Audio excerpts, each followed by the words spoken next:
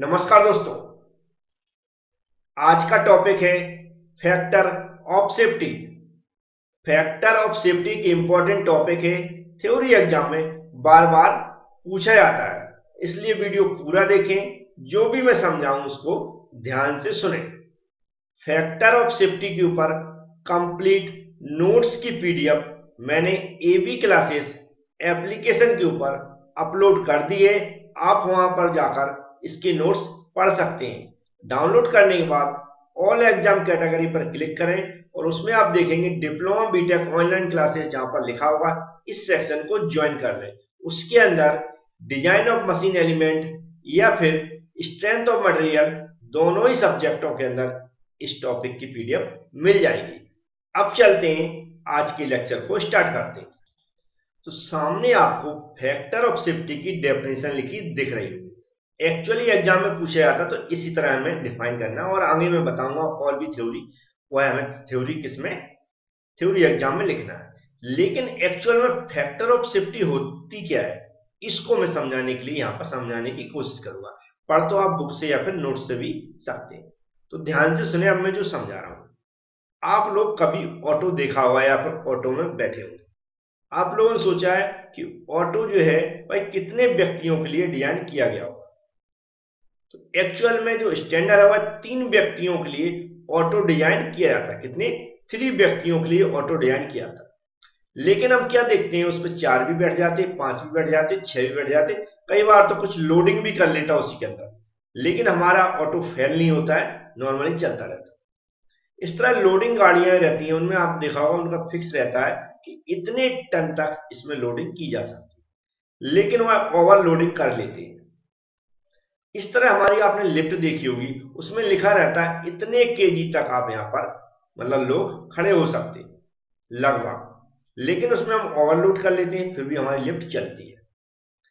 हम यहां पर क्या देखते हैं कि जो हमारी डिजाइनिंग होती है उससे अधिक हमारा एक्सटर्नल फोर्स उस कंपोनेंट पे लग जाता है, जिसे हम क्या बोलते हैं, अनसर्टेनिटी एक्सटर्नल फोर्स, या बोलते हैं क्या, फोर्स जो एक्सटर्नल फोर्स होते हैं उसमें अनिश्चितता होती है। इसी को देखते हुए जब हम किसी कंपोनेंट को डिजाइन करते हैं, क्या करते हैं, जो हमारी अनसर्टेनिटी हो रही है, जो फोर्स में अनिश्चितता हो रही है, उसी को देखते हुए जब हम किसी कंपोनेंट को डिजाइन करते हैं तो उसके अंदर फैक्टर ऑफ सेफ्टी को कंसीडर किया जाता है।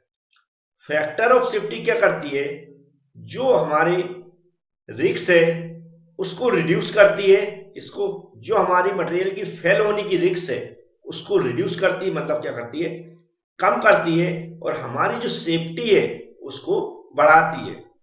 सेफ्टी का मतलब क्या हुआ, जैसे हमने ऑटो का एक एग्जांपल दिया है। अगर मान लो ऑटो 3 लोगों के लिए डिजाइन किया गया, अगर उसमें 5 बैठ जाए तो ऑटो तो टूटना चाहिए, क्योंकि वो 3 लोगों के लिए डिजाइन, लेकिन टूटता नहीं है, मतलब सेफ्टी हमें प्रोवाइड करा रहा है। ये समझ में आया सेफ्टी क्या होती है। तो फैक्टर ऑफ सेफ्टी किसी कंपोनेंट को डिजाइन करते समय हम कंसीडर करते हैं, जिससे हमारी जो सेफ्टी है वह बढ़ती है, इंक्रीज होती है, और जो मटेरियल की फेल होने की जो प्रवृत्ति है वह क्या होती है, रिड्यूस होती है। इतना समझ में आ गया होगा आपको। अब इसके बाद क्या होता है, तो हमारी जो डिजाइन होती है नॉर्मली इसे बोलते हैं थ्योरेटिकल डिजाइन। जो थ्योरेटिकल डिजाइन है और जो प्रैक्टिकल है, इनके बीच में मार्जिन रखा जाता है।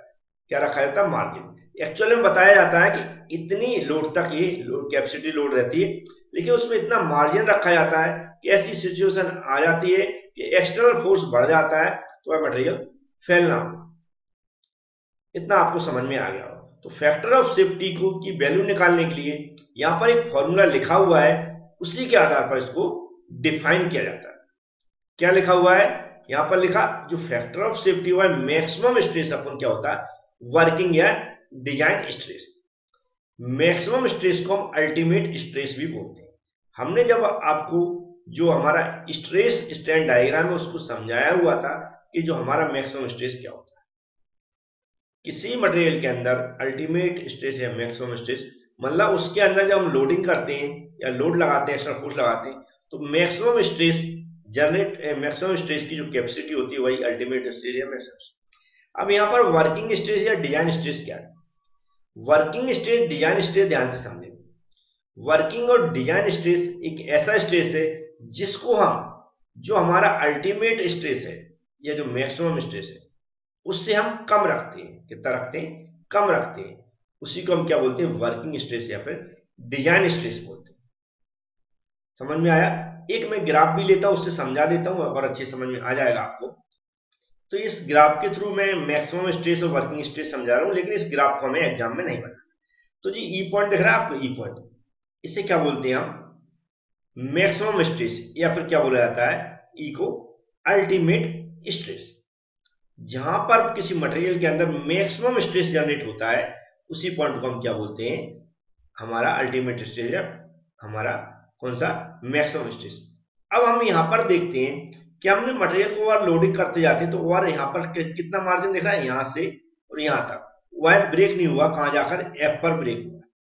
एफ से पहले की अगर हम वैल्यू यहां पर देखने की कोशिश करें, ऐसे हम डॉट डॉट जाएंगे, ऐसे जाएंगे डॉट डॉट, तो हम क्या देख रहे हैं? यहां पर एक पॉइंट है और जो हमारा मैक्सिमम स्ट्रेस है वो कहां पर है? यहां पर है। मतलब मटेरियल कहां तक चला है? यहां तक। मतलब इसके बीच में हमारे जो एक्सटर्नल फोर्स लगे उसकी डिजाइन को मैं कंसीडर नहीं किया गया था।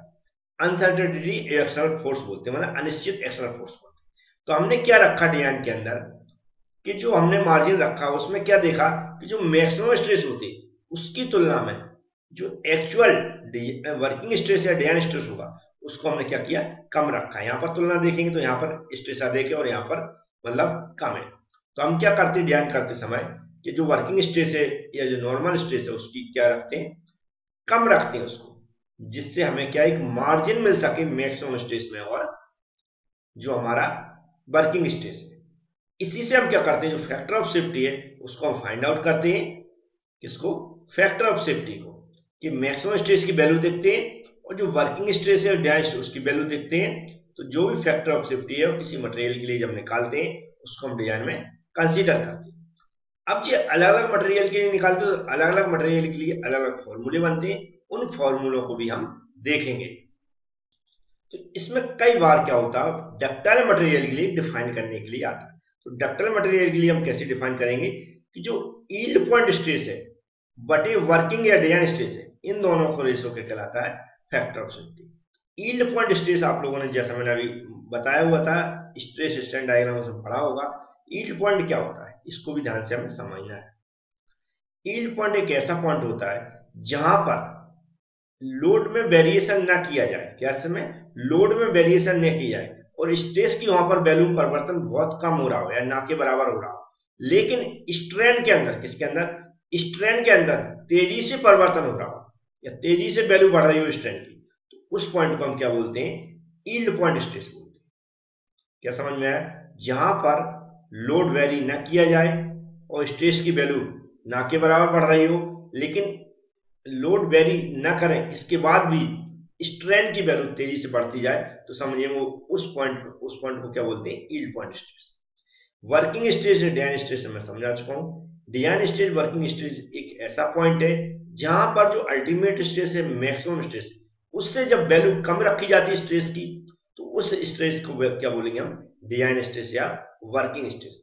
अब इस तरह ब्रिटल मटेरियल के लिए भी डिफाइन करने के लिए पूछा जाता है, तो उसको भी समझ लेते हैं। नेक्स्ट है, कई बार ब्रिटल मटेरियल के लिए पूछ ली जाती है, या फिर अगर आपको अच्छे नंबर का क्वेश्चन आता है तो ये सब कुछ लिखना है। फैक्टर ऑफ सेफ्टी के फैक्टर्स कौन से होते हैं वह भी लिखना है। ये सब कुछ मैंने पीडीएफ में लिख रखा है, आप उसको जरूर। तो नॉर्मली डिफाइन करना है जो अल्टीमेट स्ट्रेस है और वर्किंग स्ट्रेस है, उस दोनों को रेशो क्या बोलते हैं हम? Factor of safety. Ultimate stress जो है, जो ब्रिटल मटेरियल है उसके अंदर वही ब्रेकिंग पॉइंट होता है। इससे ज्यादा हम मटेरियल लोडिंग करेंगे तो वह मटेरियल टूट जाता है, ब्रेक हो जाता है। तो अल्टीमेट जो स्ट्रेस है उसी को हम ब्रिटल मटेरियल के अंदर याद रखेंगे।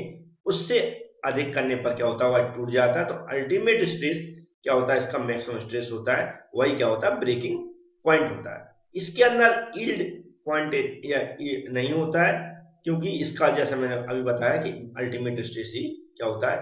हमारा मैक्सिमम स्ट्रेस होता है। वर्किंग और डिजाइन स्ट्रेस में बता चुका हूं। तो ये जो लेक्चर देने का मेरा पर्पज था, ये फैक्टर ऑफ सेफ्टी एक्चुअल में क्या होता है समझ गए होंगे। कि जो हमारी एक्चुअल डिजाइन है, थ्योरेटिकल डिजाइन है, और जो हमारी प्रैक्टिकली जो उसमें वेरिएशन होते हैं, जो भी कंपोनेंट है, उनके बीच में जो मार्जिन रखा गया वही मार्जिन क्या कहलाता है, फैक्टर ऑफ सेफ्टी कहलाता है।